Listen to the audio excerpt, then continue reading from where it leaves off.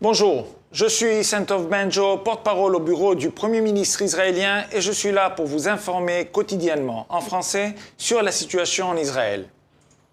Les forces de Tsahal continuent leur progression et ont encerclé la ville de Gaza en atteignant la ligne côtière. Cette étape majeure permet désormais d'avoir la bande de Gaza coupée en deux entre le nord et le sud.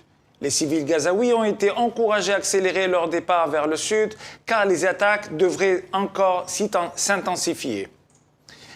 C'est le cœur lourd que nous annonçons la mort de Ruth Peretz. Après des semaines d'incertitude, le corps de cette jeune femme, qui participait au festival de musique Nova le 7 octobre, a finalement été identifié. Elle repose désormais aux côtés de son père, Arik, lui aussi assassiné par les terroristes du Hamas. Sa sœur a pris la parole lors des funérailles.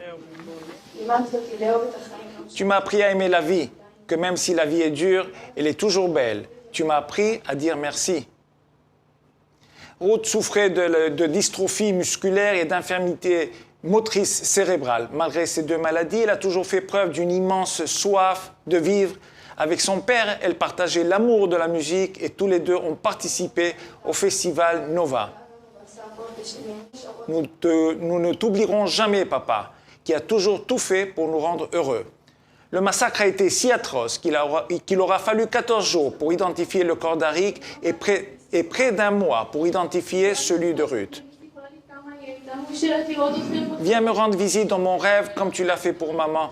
Elle m'a dit à quel point tu l'as rendue heureuse et qu'elle ne voulait pas se réveiller. Alors que, s'il te plaît, rends-moi visite aussi. Les monstres qui ont massacré Ruth et Arik ont été endoctrinés, entraînés, armés par des gens qui ont une mission claire et terrifiante qui va au-delà d'Israël et du Moyen-Orient.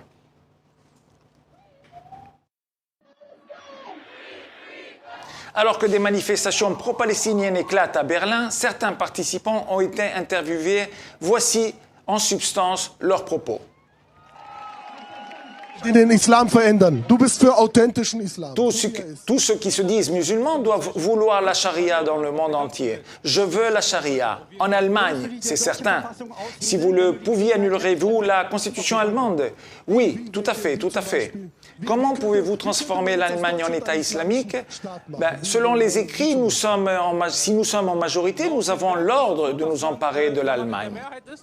Wenn man in der Mehrheit ist, wie Sie auch erklärt haben, sind wir dafür befohlen, Deutschland einzunehmen, auf jeden Fall. À Sydney, en Australie, de l'autre côté du globe, une scène similaire s'est déroulée. Certains membres du gouvernement australien semblent le soutenir, comme cet imam qui se fait appeler frère Ismaïl.